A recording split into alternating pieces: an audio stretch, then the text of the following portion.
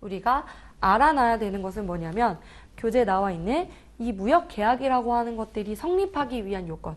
물론 무역계약은 말씀드린 대로 청약에 대한 승낙이 있으면 계약은 성립하긴 하지만 단순히 청약에 대한 승낙만 끝이 아니라 기본적으로 계약으로서 인정받기 위한 요건이 있습니다. 그게 4가지가 있는데 하나씩 보면 첫 번째가 뭐예요? 의사표시의 합치. 그게 말해주는 게 결국에는 청약에 대한 승낙이 의사표시의 합침을 의미를 한다는 거고 이게 다가 아니라 두 번째 뭐가 있어요?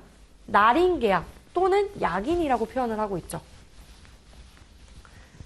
날인계약 우리가 이제 오퍼도 결국에는 서면상 대부분 하겠죠. 그래서 그 청약이 있고 그 승낙이 있고 그것들에 대해서 이제 계약이 성립을 한다. 그래서 우리가 뭐 대부분 뭐 집을 산다? 무언가 한다면 다들 뭐예요? 서면상의 계약서를 써요. 그쵸? 그래서 이런 계약서를 쓴다는 건 무슨 행위라고 하냐면 우리가 요식행위라고 해요. 그래서 뭔가 서면상으로서 증빙할 것들에 대해서 우리가 뭐 쓴 다음에 도장을 찍어가지고 이렇게 계약을 체결하는데 근데 무역계약이라고 하는 거는 사실상 반드시 꼭 이런 요식성을 갖춰야 될 필요는 없어요.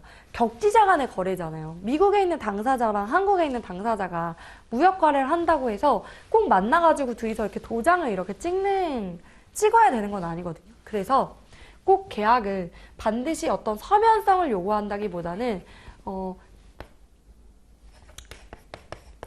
요식성을 띠는 경우 우리는 계약서를 쓰자 서로가 원해서 합의했다면 계약서를 써야 되겠지만 그렇지 않은 경우에는 우리가 불요식성이라고 해가지고 약인만으로도 계약의 효력이 인정을 받을 수가 있다라고 이해를 하면 됩니다.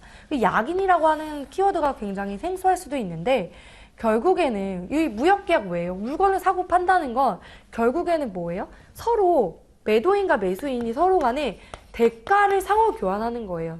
대가. 대가라는 것은 조금 어려운 말로 이제 반대급부라고 표현할 수가 있는 거죠. 왜냐? 내가 물건을 줄게. 나는 그 물건이 필요하니까 내가 그 물건을 받고 난 대신에 물건에 대한 대가로 대금을 줄게.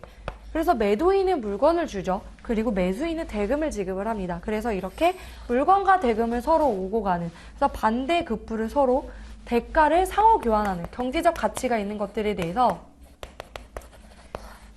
이렇게 반대급부가 오고 가는 것들 우리는 약인이라고 해요. 그래서 꼭 계약서가 없더라도 그 계약의 내용상 이러한 것들이 확인이 된다면 무역계약이 성립했다라고 볼 수 있다라는 거죠.